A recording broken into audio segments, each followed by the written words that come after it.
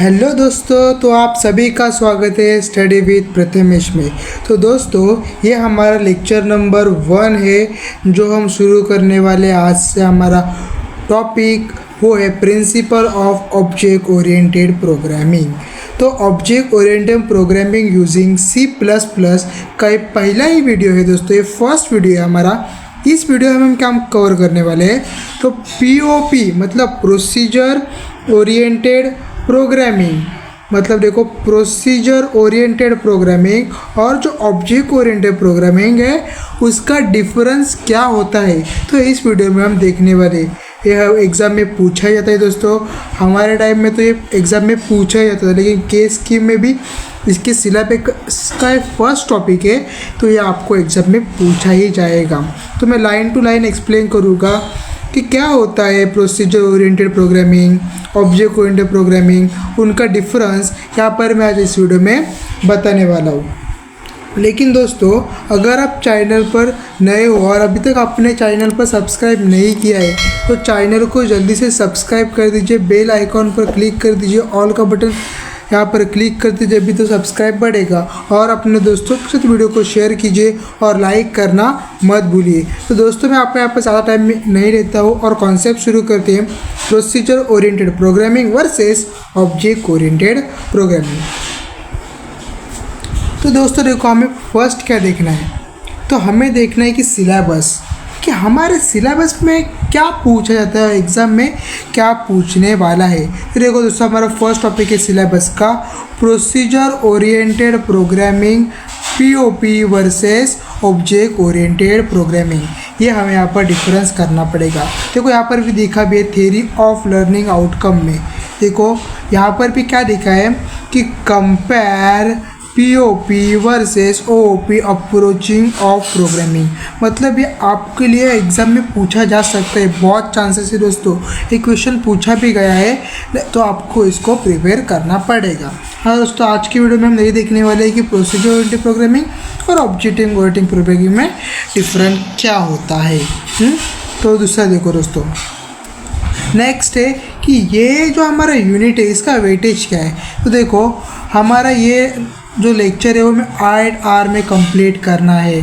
हाँ दोस्तों, और इसका टोटल वेटेज है 12 मार्क। ये 12 मार्क कौन से, 70 आउट ऑफ 12 मार्क, मतलब जो 70 मार्क का पेपर होगा उसमें से आपके इस एग्ज़ाम में 12 मार्क के लिए आने वाला है, इसके स्कीम के लिए।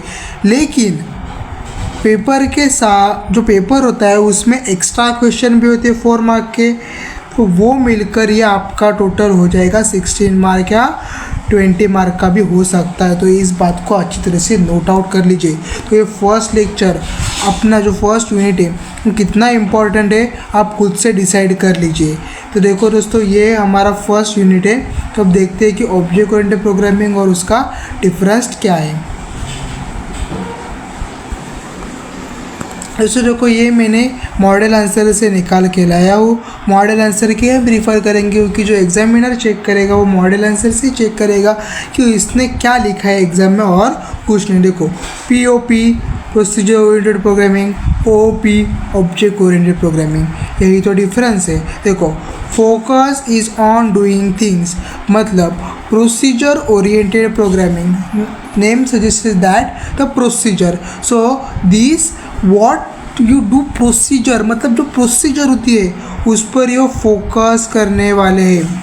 Focus is on data rather than procedure. समझ में आ गया दोस्तों। देखो, फर्स्ट पॉइंट क्या रखना है कि देखो, POP मतलब प्रोसीजर ओरिएंटेड प्रोग्रामिंग, मतलब फोकस डूइंग ऑन थिंग, मतलब फोकस करते हैं प्रोसीजर पर, और ऑब्जेक्ट ओरिएंटेड प्रोग्रामिंग में फोकस करते हैं डेटा रैदर दैन प्रोसीजर। तो आपको समझ में आ गया होगी फोकस कहाँ पर करते हैं, POP में प्रोसीजर पर और सेकेंड पॉइंट में OOP पर, मतलब डेटा पर। हाँ, तो देखो सेकेंड पॉइंट क्या है, देखो अच्छी तरह से देखो, any 2 point trivial difference is 1 mark each, मतलब अगर 2 मार्क के लिए पूछा जाए तो ये 2 पॉइंट लिखेंगे तभी भी आपको 2 मार्क मिल जाएंगे। लेकिन हमें यहाँ पर 4 पॉइंट तो एटलीस्ट लर्न करने पड़ेंगे, क्योंकि अगर ये समझो 4 मार्क के लिए पूछा गया, इसी के पिछले टाइम पूछा गया था केस स्कीम में, तो आपको यहाँ पर ये 4 मार्क्स मिल सकते, तो 4 मार्क की तैयारी पहले से ही कर लीजिए।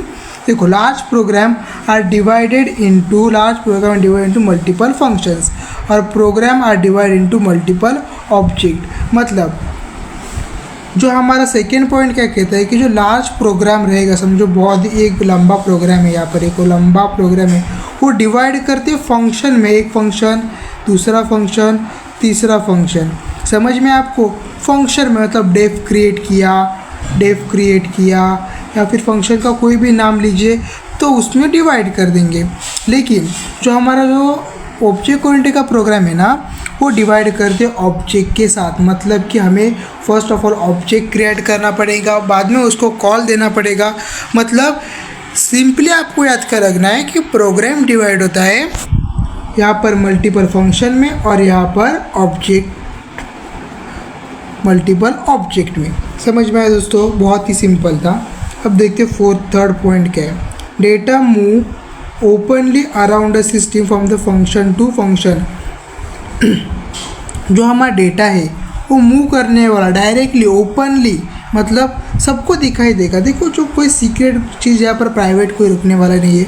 ओपनली फंक्शन टू फंक्शन क्या करेगा, वो मूव किया जाएगा, ट्रांसफ़र किया जाएगा। और ऑब्जेक्ट ओरिएंटेड में क्या करता है कि data is hidden and can not be access by external function. मतलब अगर जो एक्सटर्नल फंक्शन होगा, जो हमारा फंक्शन हम कॉल करने वाले हैं, तो उसके वजह से हम डेटा वो हिडन करते हैं और एक्सेस नहीं कर सकते। मतलब अगर हमने ऑब्जेक्ट क्रिएट किया और हमको डेटा चाहिए तो हम ऐसा नहीं कर सकते। दोस्तों पॉइंट समझ में आ गया आपको अच्छी तरह से?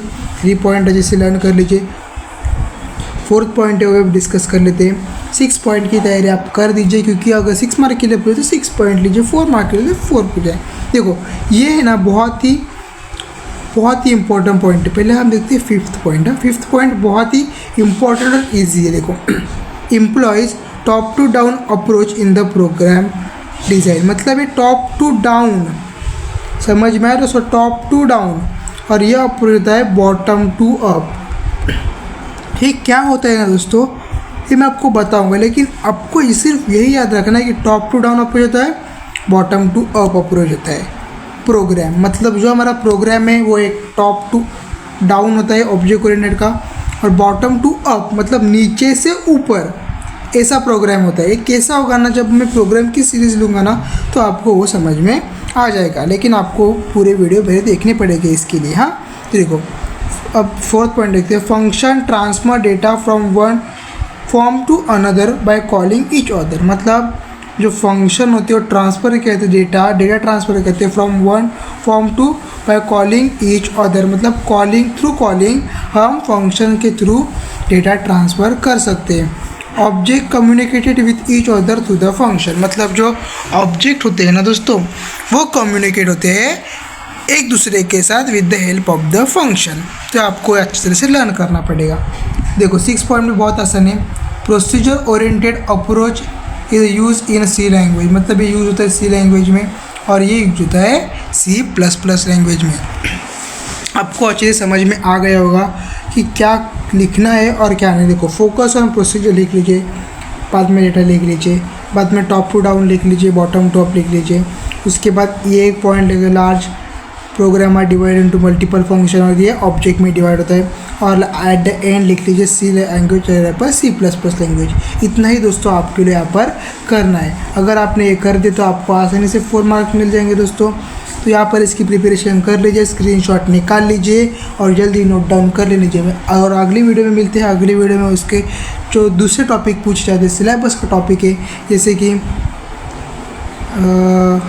देखते हैं। देखो यहाँ पर जो सिलेबस का टॉपिक है, जैसे कि फीचर्स ऑफ ऑब्जेक्ट टेम्पोरेट, example of object language, application of OOP, वो सारे टॉपिक में कवर करे थे। लेकिन आपको चैनल को सब्सक्राइब करना है और लाइक करना मत भूलना है दोस्तों। तो मिलते हैं हमारे अगले वीडियो में, तब तक के लिए अलविदा। Thank you.